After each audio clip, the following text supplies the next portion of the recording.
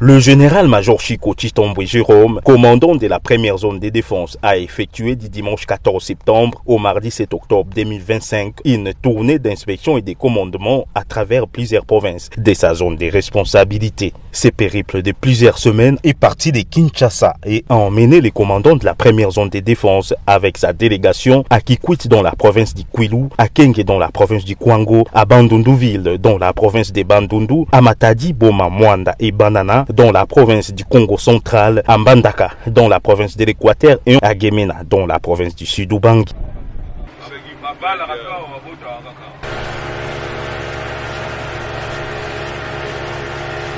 Partout où il est passé, le général-major Chico Chitombwe Jérôme a su mettre en exergue l'importance de la mémoire collective en invitant les militaires à observer une minute de silence pour les victimes des massacres en cours en République démocratique du Congo, notamment ceux commis par le M23 RDF et ADF Nalu.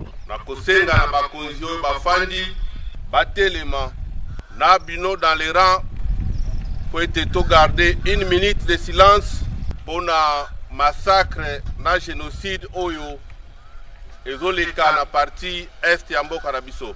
Cette démarche a permis aux militaires d'exprimer leur solidarité envers leurs compagnons d'armes tombés sur les champs d'honneur. Lors de ces prises de parole, le commandant de la première zone de défense a souligné l'impératif du patriotisme parmi les militaires. Il a insisté sur l'idée que l'amour du pays doit primer sur les intérêts personnels, affirmant qu'il est impossible d'embrasser à la fois l'amour de l'argent et l'amour de la patrie. Ce message a été particulièrement bien reçu par les militaires qui ont été invités à faire preuve d'unité et de conscience collective pour faire bloc derrière le chef de l'État, Félix Antoine Tshisekedi Tshilombo, commandant suprême des FARDC, afin de défendre les valeurs nationales.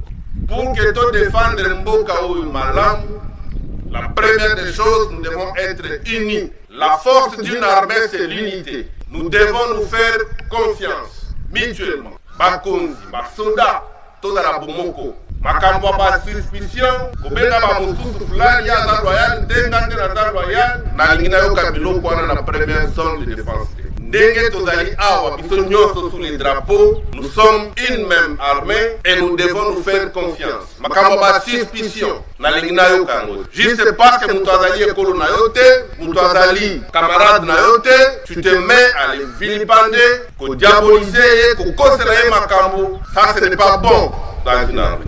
Bakonzi, Bisikanyo, message moko ezali, vous devez entretenir la confiance au sein de vos unités. Nous devons former un bloc derrière le commandant suprême pour pacifier notre pays. En outre, le général Chico a alerté ses troupes sur les dangers des officiers mal intentionnés, susceptibles de nuire aux intérêts de la nation. Il a alors appelé les éléments de la première zone de défense à rester vigilants, à avoir une oreille attentive sur ce qui se déroule au sein de la troisième zone de défense, les incitant à toujours être prêts à défendre notre pays. Durant ses visites, le général Chico Chitombwe Jérôme a rencontré tous les commandants d'unités de sa zone, leur enjoignant d'assurer une bonne mise en condition de leurs militaires en prévention d'une éventuelle mise en œuvre.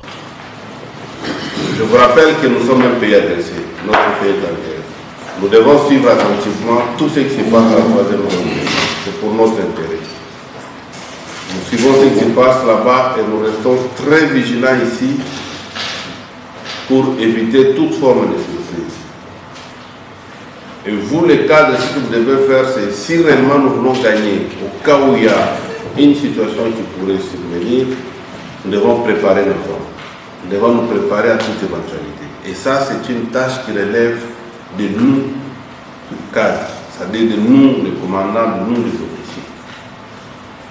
Que chacun prenne en main ce qui est, donc, ses attributions, ne soient pas distraits. Les passages du commandant de la première zone de défense dans ces différentes provinces a été marqué par la participation aux réunions des conseils provinciaux de sécurité. Depuis permanence, depuis 15 heures, avec signé la 16 heures. Ce qui est intervention, il y a Ibérant. Yomonaki, topeka bongo les questions à Zalaki, topeka bongo les gabousso baté. Topeka bongo les gabousso baté. Les lois ont saba. Ba combattant, yobi biso to so autant à cause ya topé. To so ba cour à cause ya topé. Kanga manga na yo, batela bande na yo. Yango nazo senga na force du progrès, ko kangela nga parti tumba. Oya azali na dudu fwamba. Parce que finit ça même na dudu fwamba. Merci. Combattant de lutte sans plus tarder dans côté sa prof, vous encourager prof na maboko. Vous mettez prof. UDPS Viva. Supportez-moi, vous supportez la jeune. En tout cas, vous mettez là Olivier Maboko, il a beaucoup parlé, bien parlé. UDPS Viva. Supportez-moi. Quand vous avez supporté les autres, supportez aussi moi. Je salue les garants de la nation. Je salue la première dame. Bon retour au pays présent après avoir fait un grand boulot à l'extérieur. Bon retour au pays de tes ancêtres. Et Madame Denise Nakeru Tshisekedi. Bon retour. Je salue aussi la conseillère du chef. Je salue tout le monde. Je dis bonjour. Likamouya Blackwater. Blackwater, c'est parce que c'est en anglais. C'est aussi en lingala et en kutuba. Mai Ndom. Et ça la garde. Et Abisso. Bayebi pourquoi va pas en Mai Ndom. Et ça va mouquer, hein. Mais là, bilobo, minen. Kota, on s'en Kota Nde, Oyoka Blackwater. Et M. Jacquemin n'a fait qu'à celle-là, flash. Votre maman l'a poser, vous allez poser. Parce que hier, à Okangama, hier. Dans tout le monde, hier à Okangama, hier. Tokate mandefo na Mulangi. Pas na tondes ni ciseaux Mulangi. Alors hier, parce que Congo est à Congo. Donc, grand leader, alors qui kende, c'était le 24 novembre 2010. Stade Qatar Raphaël. Les pigeons voyageurs qui ont refusé de s'en aller, c'était Kabyle. Il n'ira nulle part, ici au Congo. Arrêtez, ligotez, vivant. Les Togo exposer la place Victoire. Panamike Bautier Mbanzeka, Yakamundu. UDPS Viva. Combattant, j'aimerais dire à Olivier, on ne s'arrête pas seulement na ce qui.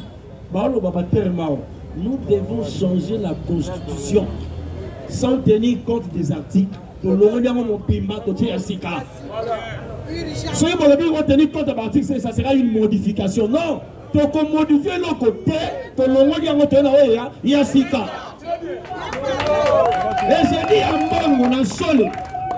Chers combattants, j'aime être impoli avec des impolis et d'être poli avec des impolis. Jamais. Tu touches au présent fatigue, bon. Si mi fatigue à quelque part, à sa moto, aux abords, il y a bien.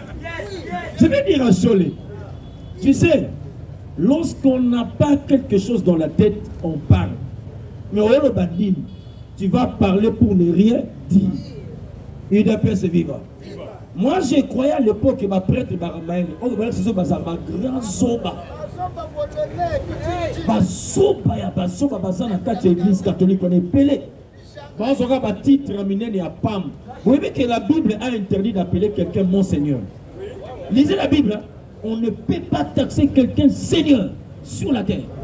N'appelez personne Seigneur. Il n'y a qu'un seul Seigneur, c'est Jésus. Et c'est Dieu.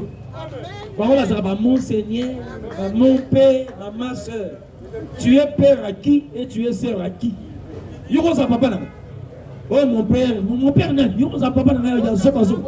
Moi j'ai un père qui était éduqué, élevé, érudit. C'est le vieux Etienne Tshisekedi Lumumba, c'est mon père. Je l'ai adopté comme papa parce que c'est par rapport à sa caboche. Mais yo, non,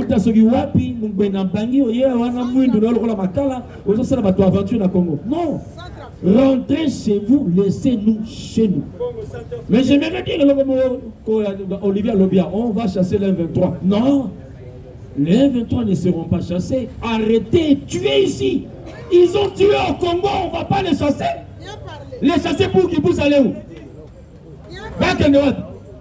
Allez quelque part, papa, ton poisson dehors. Toko mabino awa. Tu sais bien que le bolingaki. On va dire que ça va Congolais. Quand vous avez tué des jeunes là-bas, nous aussi on va vous tuer. Je souligne tuer. Vous serez tués ici au Congo. Maman l'a dit en désordre. Et que vos âmes aussi vont se reposer en désordre. Et UDPS, il va. Comme combattant UDPS, je suis sérieux ici. La Bible dit, quelle relation y a-t-il entre Christ et Bélial? Non, qui va dire unité appartenant à il a lancé l'unité à Nakaboui. Si na boya yonde na boya libela mama nanga.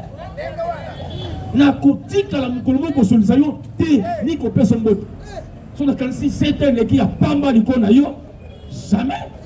Va pesa bizi mbote parce que pesa ba bote pas na mbote za te. Na yo ennemi jusque tinati. Tu as humilié l'UDPS. Tu nous as chosifié toi qui n'a rien dans la tête. Tout le monde va tout parler de bossa va zoba mon va zaki de bossa la biso. Aussi même présence ensemble au Kabila au Cameroun. Pour bailler au ça va coup d'état. Vous savez que les plans les reçus. Les plans Janine Mabouli a dit plan moi. On m'a dit Kabila comment thème la présent. Thème la présent. Kabila a même groupe là ensemble. Mais on va dire mon son il y a méfiance contre le président de la République, c'est constitutionnel. Son bâti les présidents vont sursoir rien dans la cour constitutionnelle. Maintenant, le président va colléguer pouvoir le président au Sénat. Parce que le président du Sénat remplace le président en 4-2. Jusqu'à ce que nous ayons sauté pour contrôler le Congo. Ces plans étaient déjà là. Donc, Janine Mabouna Bus était revenu encore. Dans 4, il y a ensemble on peut s'en au Sénat. Sénat, on a deuxième lecture, on a voté en gros. Président qui ressemble à la Cour constitutionnelle. À ce moment-là, le président, il y a un Sénat comme président provisoire. Et bien, on a une élection anticipée dans 6 mois. Et il dépasse vivant. Comme étant sage, faut-il pas dire qu'il ne doit mais j'aimerais vous dire, aujourd'hui, j'avais un point focal parce que par rapport au temps, l'Union pour la démocratie progressive de signifier, mais je ne prends pas le temps. Je vous donne un document ici. Voici les sociétés de Kabila et sa famille au Congo. Plus de 70 sociétés Kabila ici au Congo. Na Vodacom et Zarayabi sauté. Vodacom et Zaraya Jeannette. 70 sociétés. Kabila lui-même à la tête. Kabila à la tête. À l'intérieur, sa sœur Joséphine. Sœur Naïm Soussou Gloria. Sœur Naïm Makolo. Vous avez son frère Zoé. Il y a Olive qui est aussi là. Moi aussi. Il y a Sister Cécile. Moi aussi. Seleman, son frère. Il y a Maman Sifa. Il y a Laurent Désiré. Moana. Roter Masengo. Azawana. Jeannette Yemo Bazanakati. Mais société Vodacom, et ça, Jeannette Kabila. Vodacom Congo. Jeannette. 70 sociétés. Oh, il y a Ming Pesa, il y a Manning. Il y a par exemple, comme Manning, Saba Food et Surplus Congo. BGFI Bank, et ça rappelle à Kabila. BGFI Bank, il y a Bango. Tanganyika Processus, Okapi Airlines, ils appellent à Kabila. Chaque 11, il y a Bango. Les Bellevue Hôtel, Bellevue, ils appellent à Kabila. Hôtel Bellevue, ils appellent à Kabila. Société de gros élevage du bas Congo, Shell, il y a Kabila. La pétrolière, il y a Kabila. Shaba Impex, Société minière de Chikapa. Michi, Kabila. Société de métaux, Ferro du Congo, SMFC, Kabila. Excel Holding, Kabila. Wimbadir Airways, Kabila. Kwango Mine, Kabila. Développement, tous azimuts, DTA, Kabila. Aviation, maintenance service, Kabila. Wantan Chilonge, Kabila. Vodacom Congo, Saphir International. Nyonso ya bango. Ya yena famille na bango. Yango tolobi ya eza ya bango. Non, parce que terme ya bango ça me choque maintenant. Kabila tozobo de la biloko na biso nyonso. Kabila yaka maboko pamba na butambula. Yango alobaki tokobo de la eloko te ana reso pour azabi na eloko te. Tokozana biloko na biso qui rate na biso kabila te. De Congo va récupérer ces choses. Même tous ceci on va les récupérer. Ces choses nous appartiennent. Il déplace viva. Papa oyaka na eloko te ozonga pe kovo. Il déplace viva. Oyebi basenzi ya. Basenzi basaka na ba orgueil moko somo. Bato baboko mape na passe. Bato basoka pe na passe. Bakoma na lolendo moko boneti nila lekili bino be. Yango yo koma na passe. Moi lui abotama na passe. Par rapport même à la naissance, alors bien abotama na Zamba, dans la passe. Abotama na hôpital tel rôle yolanga non. Abotama na matiti bakata moso na mbeli so na la passe. Akoli pe na passe chauffeur mécanicien, abongisa ba moti na passe. Ayebe na passe na butambulo basili na nzoto na passe. Akoti atanga zui alanga mono le biso ba biso ba kinwa banka. Ba véritable jogo, ba timba ba kai. Yango to soyo na pete nyos. Ngotobo maman le bien kerebe. Chers combattants, ça fait honte de voir que d'autres Congolais appuient ces messieurs. Ba okumisaye ba bolole nyoso. Ba kange bilo na moni meme na maman so muyambu so muyambu. Osala kinduma na bouleva. Il y a des femmes qui ont dit que Bololé, ça béba kala. Il y a des Déborah béba kala. Bon. Comme la masse, on va bien la vie, c'est pas congolais. Et ça passe. Congolais, et ça passe comme on a battu. On appelle député. Autrement, on appelle honorable. Ce ne sont pas des gens qui sont honorables, ce sont des gens qui ont les déshonneurs. Quand il y a Sony. Aussi ma Congo na déshonneur. Basi boza na victime na poto bocha minogolelo na Kinshasa. Bayaba nyuma ba mona bango basi ya pamba. Ora na banibanda. Kwalia face la Kindumba kwalia. Bayaba do député, ministre. Attention, nous sommes au Congo. Chers combattants, moi dans un fier et un combattant UDPS. Parce que mon leader à moi a fait l'honneur au monde entier. Et aujourd'hui, mon leader encore a fait l'honneur au monde entier. Bien, les disciples qui étaient avec Jésus ont vu Jésus. Attention, je vais parler d'une chose. Paul n'a pas vu Jésus. Mais Paul a fait des grandes choses que les gabadistes vont Jésus. Mais j'aimerais vous dire, celui qui a vu aussi Jésus a aussi des choses qui dépassent ce que Paul a. Paul n'a jamais appelé Jésus Dieu. Mais Jean, alors Jésus a Dieu. C'est lui le Dieu véritable et la vie éternelle. Parce qu'il a été avec lui, il a vécu avec lui. Moi, il te pèse, je suis fier. Moi, je sais. D'être d'abord avec le vieux Étienne ensemble, j'étais avec lui. Et aujourd'hui, je suis avec Fati, encore le leader. Je suis dans l'époque de mon leader vivant. Il y a des chrétiens ici. Pour moi, beaucoup nous savons sans le voir. Mais moi, j'ai vu le vieux Étienne, j'ai aussi avec Fati.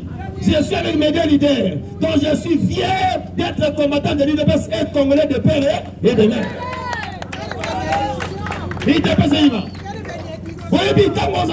On reçoit quelque chose. Les leaders, lorsque tu les rencontres, ne causent pas pamba. Même lorsque tu vas chez les leaders, tu les tiens. Demande à Dieu de te donner quelque chose du leader. Les charismatiques. Soit l'on connaît pas, qu'on est dans la tête de nous.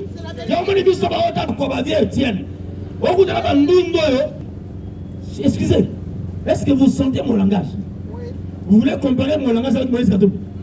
Si vous comparez avec la faillite. Ou bien Penge. On t'a dans Nilotique. Et ils viennent toucher à mon frère Fatih.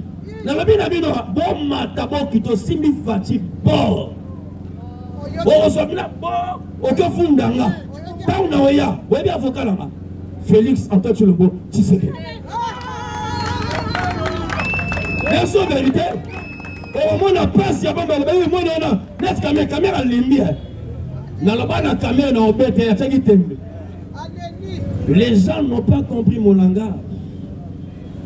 J'ai double langage. J'ai un langage diplomatique et un langage prophétique et aussi un langage. Hein, comprenez là? Nalobaki tia au samin, tia au longo. Nabeti ya longo. Ami, au longo pas nabeti yo. Asibo. Nalobaki na olela. Jusqu'à aujourd'hui, même les petits enfants, bazoba yewana kamere moibi yewana kamere moibi. Moi la mouké à 6 ans la bite kamere za moibi. Il dépasse là. Ce n'est pas moi, c'est un petit enfant. Lisez bien les Écritures. Dieu, il a dit ceci. Il tire sa gloire dans la bouche de petits enfants. Si on ne pas la miquer, attention, c'est la gloire. Mais si on ne pas la miquer, mon fils, quand est-ce que Mobutu est descendu? Lorsque les petits enfants commençaient à dire Mobutu à Okufa. Les petits enfants, parce qu'ils ont aussi quelque chose de la part du Seigneur. Alors quand ils parlent, Dieu aussi écoute. Il y a un terme, c'est que le peuple dit, Dieu aussi exauce. Il dépasse vivre. Lelo, Mawatro, Mawamingi, Nénalabi. Excusez, monsieur. Le Congo n'est pas place à la blague. Si on a la blague, qu'il y a dans Brazzaville, qu'il y a dans Ouganda, dans Rwanda. Alors, on a Congo, ça la blague. Ce pays, c'est un sol béni. Je vous dis la vérité. Vous savez pourquoi le pape Jean-Paul avait fait des voyages ici? Premier voyage qui a deuxième voyage pour la non. Pape Jean-Paul II à Mona Biloko. Même le pape qui était mort à Mona Biloko. Biloko Batoubaye Bité Balba. Le Congo est un pays des histoires, des merveilles, prodiges et toutes choses. Des miracles. Ce que Meki na Congo, Bouébé, au Koufa, au Liapao. Il y a un moment où il est pelé, il y a pas. Même il est là, la ville qui tourne, sur les Obama. En ce moment, la maladie va être comme la montée. Tiens, Koufa, Simba Congo. Sur le Simbi Congo, ma belle est Melayo. Il ne peut se vivre. Parce que tous les théâtres congolais, faut que la santé la maman médiocre. Bateau va tenir à la joue, on a terre. Comment la caméra n'est pas tombée? On s'en dit que c'est un maladif. Ni caméra. Ok, tout à ce qui est déjà dans mon limo. Parce que les combats commencent aussi spirituellement comme physique. Moi je l'ai tabassé, il reste maintenant le combat physique dans le même à la moko. Et il sait, il est perçu. Il est perçu. Combattant parce qu'il y a d'autres personnes qui vont parler. Je vais m'arrêter ma télé par ici. Je vais vous dire une chose. Moi, tant que je vivrai, tant que je serai en vie, j'ai un leader, j'ai mon produit. Je suis un marketeur. Dans le marketing, on présente les produits qu'on a. Mon produit à moi, chaque jour, on présentera. C'est Félix Antoine Chilombo, tu sais que ma date quittée, je n'ai pas d'autres produits. Mais je vais dire à quelqu'un, monsieur Pati Toumba, il a répondu par rapport à Topé Gabon. Pati, Nazo et la Bik n'a fait aussi la dictée. Combattant, il y a des présidents qui se disent parlementaires debout. Parce que pas la biso, ça la blague de tout ça. Pati Toumba, tu feras une dictée, donc tu nous écriras seulement l'hymne du parti. Sans temps à papier Mogobu. Thomas Ango. Il dépèse. Je voulais vous dire une chose. Un monsieur qui ne sait même pas écrire. J'ai été avec lui à l'époque où le président de la Fédération de la Fournaise c'était Panzo Apollinaire. Avant de déconner. J'étais moi, OPA sectionnaire Ngirengiri, après président sectionnaire Ngirengiri. J'étais dans la Fédération de la Fournaise comme étant rapporteur. Combattant, Il y a des gens au Congo, mais pas au Congo, à l'UDPS, qui ne peuvent pas parler, fermer leur bouche. Comme c'est petit Kabouya, j'ai dit petit par rapport à l'âge, c'est mon petit.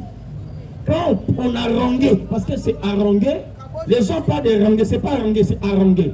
Parler à l'auditoire. Quand on a rangé, Kabouya venait chez nous avec l'IPA pendant la gomme, on a coupé. Et nous, on a rangé la place Victoire. Nous, on a rangé au pop, il faut nous ramener dans le sol. Parce que déjà, on a bien le bureau de Bazar dans le caillou. Pour changer même bilamba. Et on continue à combattre, on change même au même on a pour le moment du sol. Et on parlait autant de côté, on garde civilisation de côté qui gère la victoire, côté district à Funa. Donc, on continue à Mangaï, on continue à Éthiopie, on a mon carton, on a fait des choses. Mais les petits qui viennent là, ils viennent parler des choses, ils mettent un mouton dans ma communauté. L'histoire ne changera jamais. Il est vivant. Je te dis, si tu continues encore avec ton Pékabongo, moi je vais t'humilier. Et je dirai tout ce que tu as fait, même les vols que tu as fait au parti.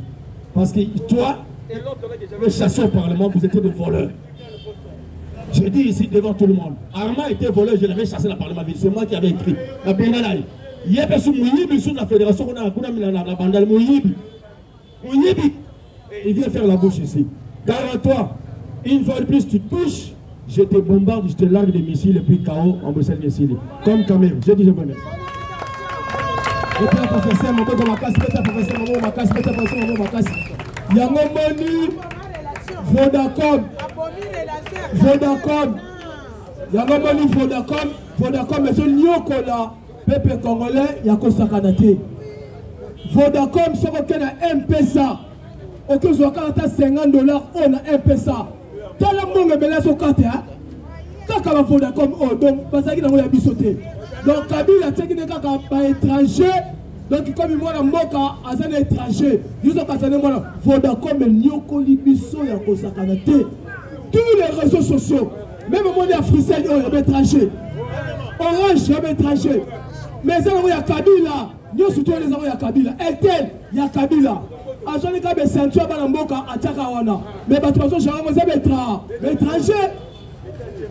Batinelingai, 100 000 à Pamba. Batinelinga 100 000. Bakatinga 90 000. Nango bête na mouton na kesi mais na telika boye. Bati 90 000 etenga kanda.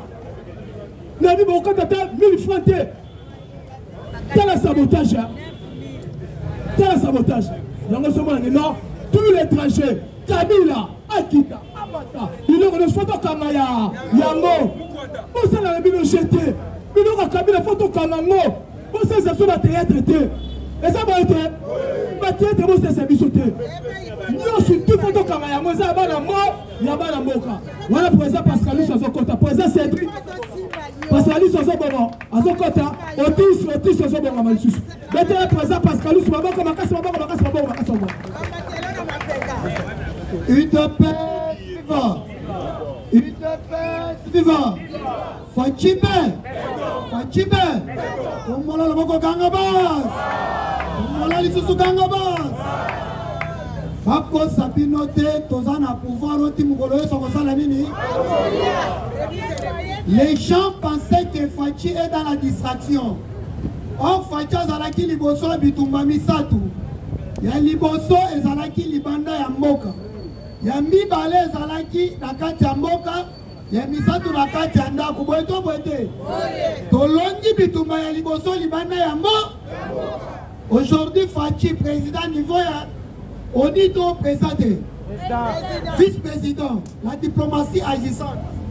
Niveau ya mboka tobengani Vital Ka. To condamné Joseph Ka. Na kati ya parti. C'est là où je vais commencer. Bati que la bison, ma distraction. Fachi à lobby, retour à l'ordre. Bison posa na bison le 15 décembre, Kokatalo. Nakabouya, Nade Obisi, Bobamono Soliba. Weto Wete. Bayako Batela bison, Makamwa Ligue des jeunes. Yves beaucoup dans la ministère de la jeunesse. Jeune nani na IDP ça doit être passeport diplomatique. Wana non c'est ça distraction. 10e mois banarate sali nini tolo baketikali 2 mois plus 15 jours bango nyonso liba bazwa na bandeko na bango nyonso bakwetisa bango na commission exécutive mais facha salobi na congrès ni kabuya ni deo mutu ata moko ozala candidat okota na distraction wana te pour soutenir Félix Antoine Tshi tombola loboko kanga ba. Les gens se posent la question et Batou Moussous Maliki va créer débat condamnation à Joseph Ka. Mais Tikangana Bissalo Komoko. Et c'est ce que de Amoulou Malobaki, Kandenga Kabila Yaki Nenga Koso. Kabila Vaya Kinshasa ou Daki Lubu. Weto Wete. Kabila Vaya Kimakimeli Moranini. Kabila Yaki na Eloko. Kabila Toebaki Kazala Kirwa. Kabila va son Rwanda ou na rébellion. Donc Esengeli prophète Yasuka Malobana Esalanini et Kotisa. Non seulement la condamnation de Joseph Kabila, il doit dédommager la République démocratique du Congo près de 32 milliards de dollars américains. Est-ce que Kabila Gozonga na Eloko? C'est-à-dire ce qu'on a quatre PEM, la République démocratique du Congo, en dehors il y a ma condamnation à mort, dans la peine à confiscation des biens. Donc il y a probabilité de confisquer les biens sur Joseph Ka. Parce que Kabila n'était pas congolais. Kabila espionnait notre pays. Kabila a eu un botte na Munduki. A se retrouver dans Biloko Ebele. To salali Kabila Makamunyo. Meilleure façon à remercier Bisso, et Zalaki Kokende comme Mabande Konabiso ya Est. Alors, pour ceux qui ne savent pas, toujours ça la chasse à l'homme de. Mais Tobandina nous recensement, Nandenge Moko Segele Salanini et Bandela. UDPS vivant. UDPS vivant. Et ceux qui ont noté, Kamere Peto Kenenayeti Nassou. Laissez-moi éclaircir Eloko Moko. Je ne contredis pas les amis, mais Sengelina éclaircir Yango. Le Parlement ne peut jamais siéger pour un problème lié à l'institution présente de la République. Bakoti Kosal Lango débatté. Le président de la République n'est pas redevable devant le Parlement. Il doit être vivant.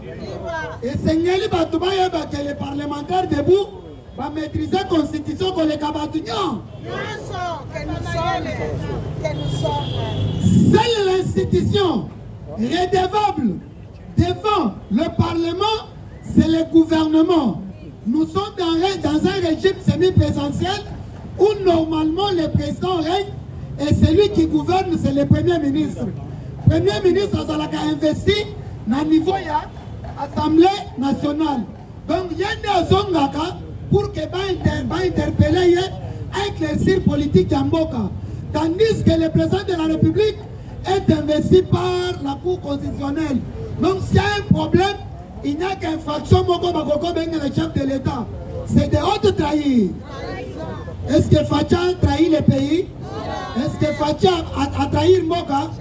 Tu verras que Facha dit qu'elle ferme na Makamounaye. Qu'on ne vous trompe pas que l'Assemblée nationale Bakoki Kovanda Pona Makamouamboka. Mais Pona Nini Balongoli Vital Kamera au sein de l'Assemblée nationale. UDPS vivant. UDPS vivant. Et là quoi Liboso, Kamera n'est pas un Congolais. Et là quoi Mibale, notre constitution n'est pas claire. Et nous avons la constitution qui se contredit. Au commun que le président de la République pouvoir, il y a qu'on ratifier, qu'on modifie, qu'on traiter, qu'on négocie pour la République démocratique du Congo. À ce qu'on signe même engagement pour l'Amboka. Notre gouvernement n'a pas informé l'Assemblée nationale. Mais la même constitution, ils ont l'obalisé sur que ils ont traité Moussoussou. Le col a des paix. Le col a intégrité, il y a territoire. Pour les qui fait les canaux assemblés, si le Cameroun n'est pas un Congolais, vous allez vous rendre compte que Tolinga Kito créé crise entre les institutions dans Katiambo. Bien parlé. Et voyant déjà les dangers Bindoula a agi en homme inconscience. Parce que Bindoula Azalaki non pembeni ya Vital Ka. Azalaki na parti na ye. Alali na ye. Ayebi badanjo caméra banda ko présenter. Une de PS vivant. Aye ko se rendre compte que Thabo Mbeki abengi ba rebelle na gouvernement congolais. Gouvernement aboyi kokende. Ba opposant rebelle battait déjà niveau d'Afrique du Sud. Quand même venant de l'Europe, au lieu de se battre au niveau Europe, il y a Kinshasa qui est à Bombe Kabengi Batou. Quand même à Salinini à Afrique du Sud. Or, dans ces objectifs, et ça n'a dit beaucoup dans la Joseph Ka. Basali plan 1 Yakobo Mafachi, niveau Yakom en avion va échouer. Batini Wansang Malonda échoué. Bakangi Gomana Bukavu que Fouati va se soumettre à Salinini échoué. Il a fallu Bakoutana pour que ça la 4e plan, UDPS vivant. Et après cet échec, Nekabera Liba. Et puis Tosuki Wanade, Tozo Senga dossier. Kamera la Razalaki dans le ministère de l'économie. Il y avait 100 millions de dollars américains qui pour que le peuple congolais balia Massangu. Biloko Yabauti qu'on lancé par le chef de l'État campagne agricole, Mbongo Bimaki depuis qu'elle a 100 millions de dollars américains. Tolingi Toye Bambongo na Bisowana et Kendaki Wa. UDPS vivant. Kamere en tant qu'Azalaki ministre de l'économie, Kamere qui se disait expert, Kamere les pacificateurs, a pacifié la République démocratique du Congo. Au Comore qu'à une époque, il y a Kamere Mbongo Banda Koma. Koya wa Mesoyaki. Qu'on ne vous trompe pas que Moussitou ne monte quitte ici $. Moussitou, à son ministre Abidjan, ni de loin, ni de près, ministre Abidjan à la côté économique. Nous savons très bien que le ministre de l'économie nationale, comment je ne vais pas le vanter, mais nous avons vanté les gouverneurs, il y a Banque centrale du Congo. Il y avait un plan, et ça n'a pas dollar na biso ezalaki na réserve d'échange et banda kobima na procédure ndenge banda kobima te basalaki quelque chose sous forme ya rétrocommission et puis bato babandaki kozwa beaucoup plus mbongo ya dollar kuna c'était les étrangers wamesu le raye alandeli système alandeli plan na bango nde makambo na bango basalaka aye ko se rendre compte que dollar esengeli bima na nzela le parce que biso toye na état de droit. Et qui dit l'état de droit, c'est le respect des textes des gars. Ne pouvons le fait de respecter les textes. Dollar Kanenge Matake Salinini. Awa Tozolo ba déjà. Ceux qui osent bon mambon on a dollar. Au Sali Babete. Parce que dollar, attends ceux comme 1000 francs, on a $100 et ça 100 $. Mais nos copains, ça y a beaucoup plus conseil. Bon mambon on a eu nos francs. Awa Tozolo Banabino. Bao basale la ka Equity Bank BCDC bayebi. Na minute oyo dollar ezana 252. Ezana kata kokita. Bao basombi lobi basaki aloso. Bokomona ke biloko esali nini? Bien parlé. UDPS viva. Le gouverneur ya banque asa sali musala na ye. Tozo senga na ministre de l'économie nationale. Oyo akomi kokumi sama na musala ya salite na lobutala lobate. Aujourd'hui, ce qu'on a dans le supermarché, dollar eza kokita, mais par moi ce que un dollar on doit changer na 28. Ça na idée que dollar est la nini et mata. Et ça la ministre nationale, et ça la provinciale, beaucoup de dossiers oyo. Par inspecteur de l'économie nationale, pas contre un dossier oyo. Dollar eza kokita toza na poste biloko esa wa mettre sali musala na dollar ese kiti. Ministre de l'économie, yonde ba pesi pouvoir ya ko fixer biloko sur les marchés. Ce qui dollar est quitté, c'est que l'on peut ça. Même dans Canal Plus, ce qui est pour son abonnement dans minute, il y a $. Or, abonnement, il y a $10, à $10 est quitté, ça a 10 $. Et comme 29 000, soit il y a $10, non, qui s'en en francs. C'est du vol. Ce qui veut dire que nous vérifier, nous avons l'information, on a mon corps, nous avons l'année. Une de paix, vivant. Une de paix, vivant.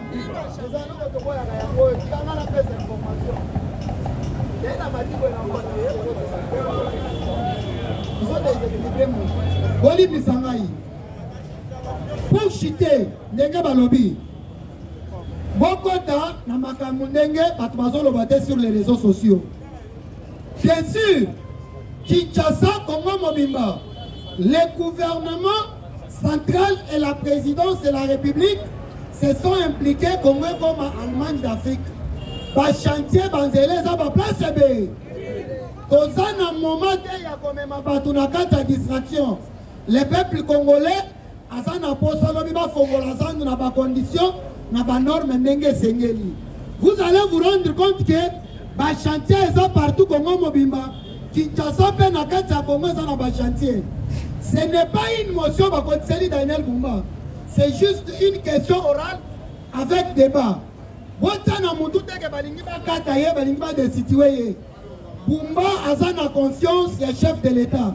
Nous avons connu ba Vital Kamerhe dans ce pays. Ba pesa bango mbongo à 100 jours na gouvernement central. Mais ba salaire mbongo na te ba salaki nini baliaki. Maintenant ezana eloko moko zo bonga manini. Ndenge mbongo zo buma na gouvernement central pour na kosalisa misala Kinshasa. Il y a quelques députés mal intentionnés au niveau provincial. Oh bazo lukabaka bolambongo na Daniel Bumba. Boboya boyi na bongoni ba motion ndenge zo kotawana. Il va partir, il va répondre à toutes les questions. La preuve en est que le gouverneur du Kassa oriental, Bakosela Kie Makambu, les lois sont dites à son idée. Bobangate, Congo est à Bissonyoso. Bible, c'est quoi la Bible? On commande qu'on dit l'Afrique est le berceau de l'humanité parce que les premiers os humains étaient découverts en Afrique. C'est parce que la première créature sont plus loin. Et ça les maquinde na Congo. Et Jardin d'Eden est en République démocratique du Congo. Les places Nzambe avant Nissa Mayele na Yenyon. Na Est. Fachi malgré tout ce qu'il n'y a pas de diplomatie pour exclure Bitumbate. Aujourd'hui, FARDC va monter en puissance. Dans un minute sur les voies, il y a même pour violer le droit public international. Parce que niveau M23, tout le monde a sanctionné. Bitumba oyo, tobandaki kolanda tozole la bango ba mindele parce que tobaki ko violer droit public international. Mais landa lelo, au commande que ba M23 ba la kate ba salini ni UDPS viva. Ko bete na FARDC maboko. Bete la président Pascal maboko makasa. Tozo kota président Moloto, wala président Moloto so kota. To bete le président Moloto maboko makasa. UDPS viva. UDPS viva. Le parlementaire debout. Le parlementaire debout. Le parlementaire debout. Rien que l'UDPS. Rien que l'UDPS. Rien que. Bonjour à tous. Dossier à Hippolyte Kanambe alias Joseph Kabila. Ils allaient continuer. Nini ezali kolekana ndenge to koloba awa condamnation à Hippolyte Kanambe, c'est une décision au Mokozamboka azui tomoni baramoko média ba français lobby na ngasi batu balanda ki télévision ba monaki ba français wato koloba yi RFI France 24 et TV5. Oh non, pourquoi va condamner ba bengi ba analyste ya ba sorte na ba sorte. On a koloba ke oh non. Procès on est allé précipité. Donc ça l'a mis dans l'ombango. procès wana pona nini bake pona moko ya bandeko na biso ba Congolais ba na Goma. Mais c'est normal bandeko ba na Goma lobi ono dowa ezali bongo pona nini ba condamner Kabila ambon bisi mo pe na part na ye ono ndenge bo condamner Kabila boye baka déjà que bo bebisi processus ya doa et bo violer déclaration de principe bongo bino bolobi nini ebe bato be bato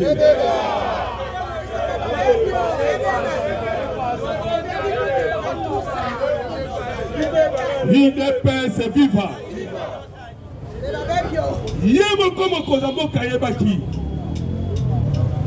bango babatami mingi na sima ya ba M23 bango mo bakolo M23 webi makambo yo toke na maleme ma liboso ezalaki toomona kaka Afdel njoka na sima Afdel ezalaki nani na sima Afdel ezalaki nani toyeko découvrir que ezalaki wana ezalaki Kagame na sima Afdel. Alors lelo moyen mutoko sa mutu eza sauté le brigade avancé voilà comment tout le monde benga ngwana AFC M23 to komi ko benga ngo déjà brigade avancée ya banani ya ba Rwandais awa mutoko sa biso eza sauté oh makambo ezali ba Congolais ce que mon dit procès wana objectif ya procès wana ezali ezali pour la kotaisa sa mukili mobimba que oyo azalaki na pouvoir c'est un Rwandais maintenant le gouvernement a dit mieux Congolais pour la condamner pour que ça la poursuite lobby à Kimi Goma il est blessé vivant mais maman a dit qu'à Rwanda te la condamnation Kabila te maman a dit qu'à wapi autre on a mon moment oyo Bamindele va commis bouleversé. Bamindele va bouleversé. Et le président Tshisekedi fait de sa part, dans le moment où Koloba a commis le coup à Mandela. Il est persévérant vivant. Oui, Mandela n'est pas comme qui. Mandela va bouleverser. Pourquoi? Parce que il faut bandi ma génocide. Mais attends que les lois sont qui ont dit génocide. Que les Congolais bakufaki parce que dans le bakata munonso okaki même mukwege na bababe na ye na babalamu na ye mais le bakamiri comme justice transitionnelle wana ezanini to répéter ka po ba Congolais bayeba justice transitionnelle ezali il faut koyeba nanu vérité 2 justice vérité nani abomaki na mibale mutu wana abomaki faut qu'il agisse ya misato ezali nini réparation après justice il faut réparation après réparation ezali nini les garanties à non répétition donc quelle raison à sauter mais minele siko basili mayele bazali déjà na minute oyo prêt pour que bapesa biso pe mais ma condition bani bapesa biso pe ya genre ya Afrique du Sud webi ndenge na Afrique du Sud bazoka pe non il ne peut se vivre Mandela alobi bo to chana se toyo kana ibongo siko ba ona so bakufaki moni ndenge kendaki oto kelele 50-50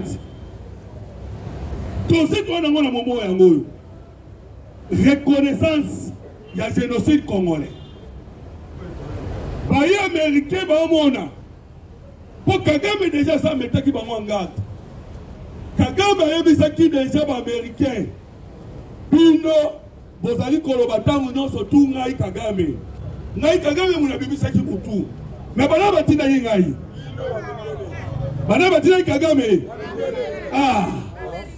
comment il passe problème ezali une fois nena utu ko ebiso les 4 étapes il y a justice transitionnelle une fois va reconnaître génocide congolais to bana maman koloba bon vous reconnaître tout le monde a vérité. La vérité, on a dit tout le monde a Kagame. Mais déjà Kagame, broca déjà le bamba lombala.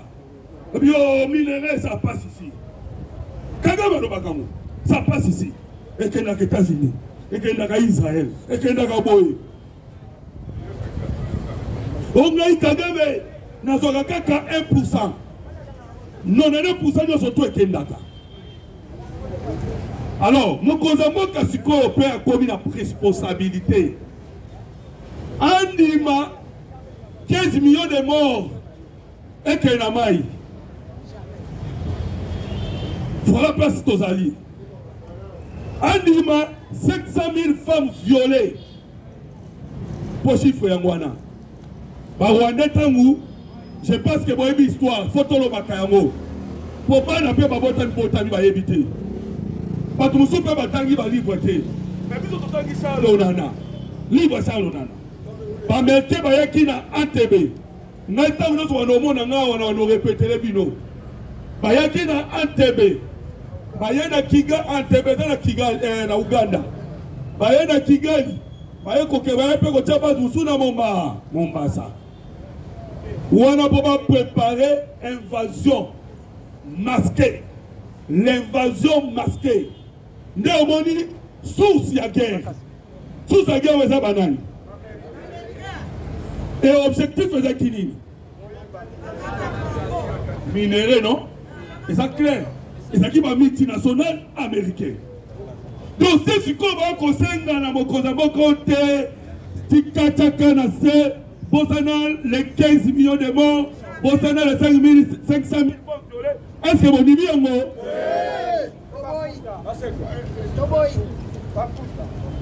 Alors, tous ces armes, ceux qui ont commandé à temps, ne sont pas pour insister. Oh, Doha, Moni Doha, je vous l'ai dit que Doha, à un moment où mon cousin a joué, processus à Doha, à Katakamota Sanini.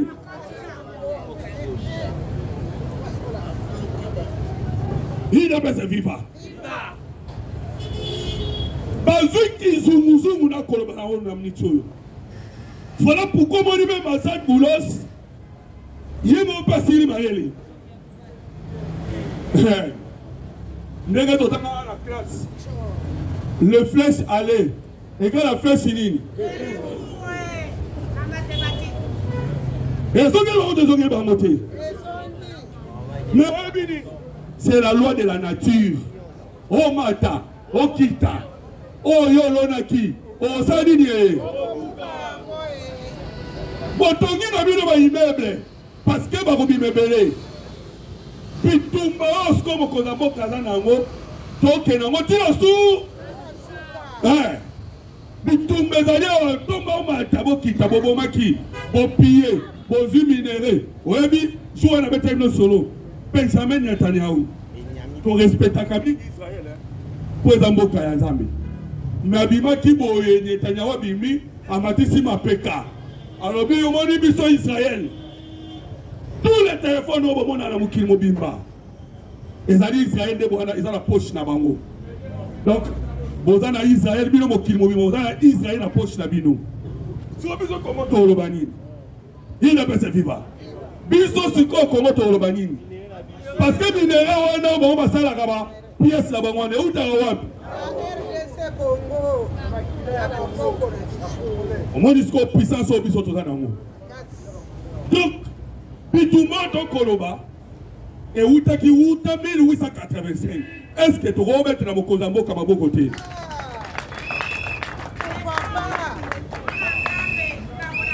Oui, mais le copain, ça y est, mon copain, comme on a Congolais Moussoussou. Bazo biso le boito ça qui dialelo.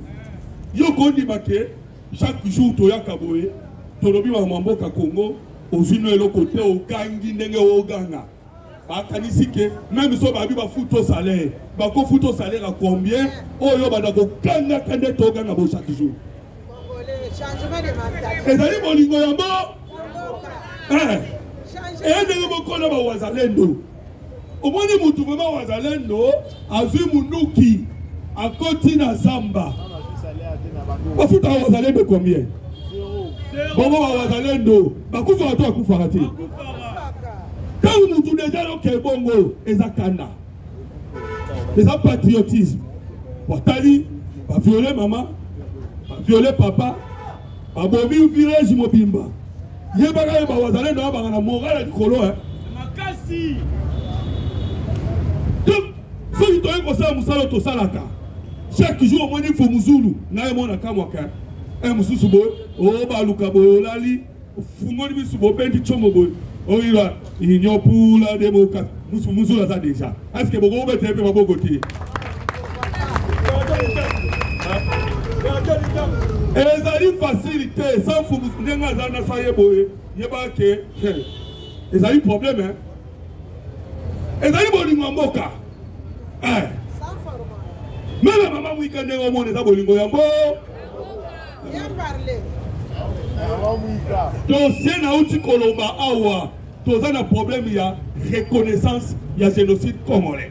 Mokonza mboka na tribune na sosi na ebisi bango boy. Ce qui nous va reconnaître génocide oyote. C'est-à-dire vous allez complice. Lobby sikoyo. La Conseil de sécurité. Et il y a au sakanate. Papesi wanda maloba. Bon yo loba. Tant papesi wanda maloba yo ka wanda. Oh non. Biso neza boye. Kanda na biso zanini. Moniscope akomi ko sangala na ba FDL. Wanda. Mais ambassadeur na biso c'est Pélisingaï. Ambassadeur na biso. Zenon Mokongo. En tout cas, un diplomate de carrière. A pessi réponse moko ou mettre Rwanda KO. Alors biboye. Bino Rwanda bokolo batangu nyonso. Oh FDL. Oh discours de haine. Parce que yebalake Kagame ndenga zawana yende azali responsable ya ba génocide nyonso. Ya génocide ya Rwanda Kagame. Génocide ya Congo Kagame. Alors, à ça que mon pour la bite à Tekaka, génocide wana. Pour vous donner à mon assuré Kamouya, ma belle panette. Oh non, Batouti, oh Batouti. C'est nous au Congo, notre ambassadeur. Na niveau ya Conseil de sécurité. Alors, oui, mais nous, Conseil de sécurité, il faut voir au Kassoni. Quand vous comprenez ça, quand il y a le Rwanda Maloba, il faut voir au Kassoni. Pourquoi? Parce que le Rwanda, selon la résolution 2773, le Rwanda a sali dans le sol congolais. Les militaires rwandais sont dans le sol congolais. Mais nous le nom peut savoir Rwanda Maloba. Est-ce que, en 1945, quand vous avez vraiment Oni Oyo, pour que un agresseur, le Rwanda, aille vendre à Péalobak. Et puis, merci beaucoup sur mon bétélé Maboko. Pour moi, vraiment, la bétélé Maboko, ma casse. Abakisi Souboy. Abakisi Sous. Alors, les loyaux, Rwanda lobby continue à Congo. Pourquoi? Parce que discours y a haine. Mais en mode autour, na discours y a haine. Na massacre. Ni de l'équipe. Donc, le quoi va se dire discours à haine, de mon continent Congo, bon massacré. Bon, on a été kebino oni oyo. Et puis, on est le côté. Diplomate de carrière. Il n'est pas ce FIFA. Papa, on a le bien au moins ma casse. Alors, nous, ceux qui vont le casser, FDL, ça va. FDL en haut, les amis banani. FDL les animaux. Mais pour Nini, Kagame a organisé un dialogue dans Rwanda. Alors, il Soussou, qui est né dans RDC, au coup de l'opposant, il y a président Tshisekedi, va tenir un meeting dans Bango. Nicolas Oucho le canal, tout le monde qui s'est sanglant, tout le monde qui était. Mais, Kende Sikoyo na Rwanda. Kende na Rwanda. Ok, de Luka, opposant à Paul Kagame. Est-ce que vous avez il y a un qui est bandé Mundele na minute Oyo a commis un trouble. Maël Siri Bango. Ndenge Maël Siri Bango na Tanguya. Oyo Kakiba Zulu, l'Afrique du Sud. Maël Siri. Pour argument et soutien, on va voir qu'on va dire il y a partout. On va niveau un conseil de sécurité. Partout, argument et soutien. Donc, Makamunyo so bazaki kosa na kuku. Le lobby poids. Merci beaucoup. Kutani lobby zamba pambola bilo kutani lobby zamba pambola bilo kotele malamu. Boke malamu mama Béatrice zamba pambola siko zali mama Béatrice zamba pambola yo. Mama Fanny ah. Mama Moboko zamba pambola yo mama Fanny. Zamba pambola bilo mama Béatrice zamba pambola bilo papa forum zamba pambola bilo nyonso zamba pambola bilo. Les adieux merci tata mapasa. Zamba pambola bilo zamba pambola bilo. Maman Béatrice, Maman Pambola. Africa Cool, la chaîne authentique.